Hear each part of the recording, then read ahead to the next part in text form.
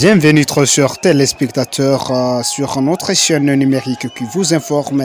dans le cadre de suivre l'information de ce jour mercredi 12 juin 2024. Surtout à nous suivre partout où vous êtes à travers le monde. N'oubliez pas de vous abonner. La situation d'agression rwandaise à l'est de la République démocratique du Congo est prise comme projet terroriste du Rwanda et ses partenaires régionaux et internationaux qui continuent de subir un échec sur le terrain d'exécution à l'est de la République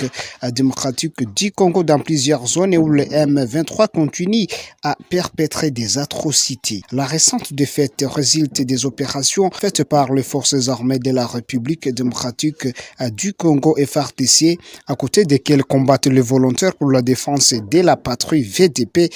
pour la résistance et la protection totale de la cité de Kanyabayonga qui jusqu'à aujourd'hui est devenue une épine rouge contre les rebelles du M23 dans cette partie de la province du Nord Kivu à l'est de la République démocratique du Congo. Nara d'Alter, depuis plusieurs jours, la flamme de résistance est restée allumée par la population de cette région de la province où plusieurs membres du M23 soutenus par RDF ont subi une moisissure adiparose dans plusieurs positions. Cette série de frappes subies par les terroristes au cours de ces 2 dernières semaines apparaît comme résultat d'espoir pour lesquels les forces armées congolaises restent engagées. Mitatus, nos informations soulignent qu'après une moisissure de frappes professionnelles réalisées par les forces armées de la République démocratique du Congo et leurs partenaires contre le terroriste en territoire du Massissi, ce dernier, après avoir perdu significativement plusieurs de leurs membres terroristes la semaine antérieure, il n'y avait plus eu d'affrontement dans cette région. La cité d'Essaké a été plus résistante depuis la première tentative de sa prise de février jusqu'à ce jour. Autre information inscrite dans la même version, les terroristes du mouvement Allied Democratic Force ADF opérant dans les territoires de Beni en province du Nord Kivu, toujours à l'est de la République démocratique du Congo. Ces derniers ont perpétré les actes terroristes qui jusqu'aujourd'hui restent une actualité internationale. Ces actes sont celles d'écouter la vie des civils par ces terroristes en groupement Baswagama-Diwe en territoire de Beni, toujours au Nord Kivu, où plus d'une centaine de personnes ont perdu la vie dans l'intervalle de 5 jours. Face à cet acte historiquement terroriste, plusieurs populations à travers les villages qui composent ce groupement continuent d'être visibles sur plusieurs chemins en fouillant leurs habitations vers d'autres zones qui sont jugées être sécurisées.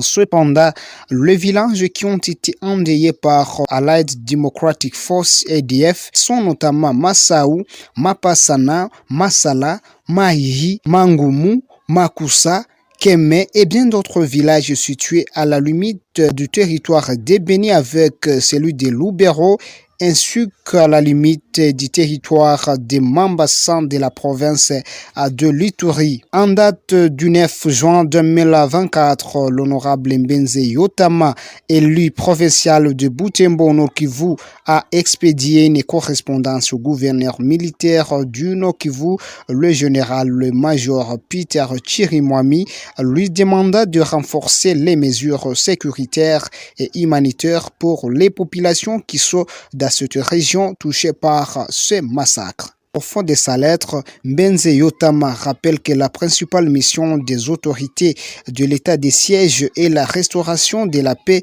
conformément à l'ordonnance qui avait institué cette mesure exceptionnelle dans le Nord Kivu et en province de l'Ituri. Merci très chers téléspectateurs de notre chaîne numérique d'avoir été avec nous dans cette série d'informations de ce mercredi 12 juin 2024. N'oubliez pas de vous abonner, surtout laissez-nous vos commentaires et vos likes pour partager aussi nos informations à travers tous les continents.